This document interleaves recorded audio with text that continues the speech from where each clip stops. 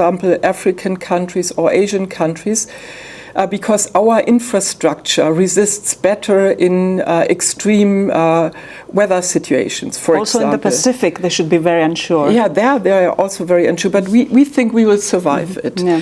And in addition, I think it's a problem because we are missing economic opportunities. We are missing possibilities to create jobs. My minister from Germany, he's not a Green, but a Conservative. He came to Brussels only, I think, 1 year ago and published a study which shows that Europe goes for a 30% CO2 reduction target until 2020, 30% reduction until 2020.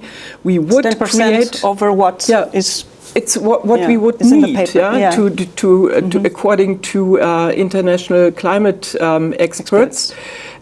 We would create 5 million new jobs until 2020. How can we miss such an opportunity in times of economic crisis? That's a very good question. I think it's the other strong players that are resisting, you know.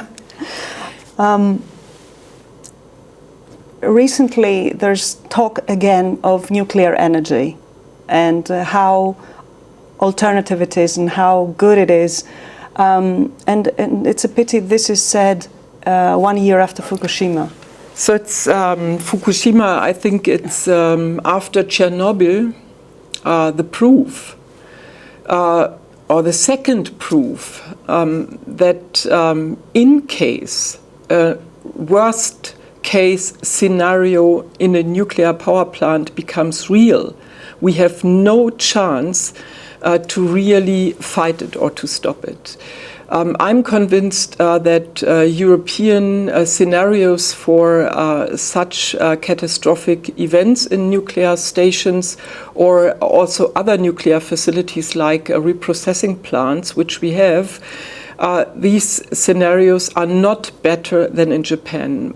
I was in Japan, I spoke to many of the experts there, and I think they had no chance to do it better in the first days than only to fight with all means they could get to Fukushima. But for us, we are, if you study the plans which we have for comparable situation, we are not better prepared. So can we ever be prepared against a nuclear accident? Or the idea of reprocessing? No. No, and all the countries which have decided against nuclear, from my point of view, they are lucky countries because they are not contributing to this tremendous risk which nobody really can have under control in worst case. And now for Europe, it should be the turning point, yeah? Not to go deeper into the risk, but to leave it, because the main difference compared to times of Chernobyl is nowadays we have the alternatives.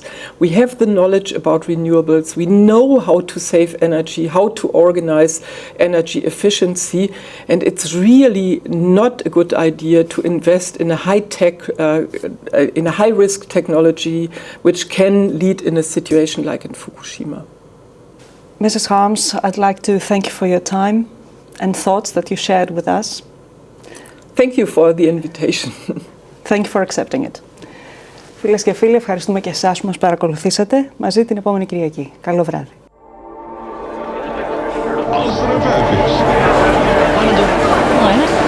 Snel.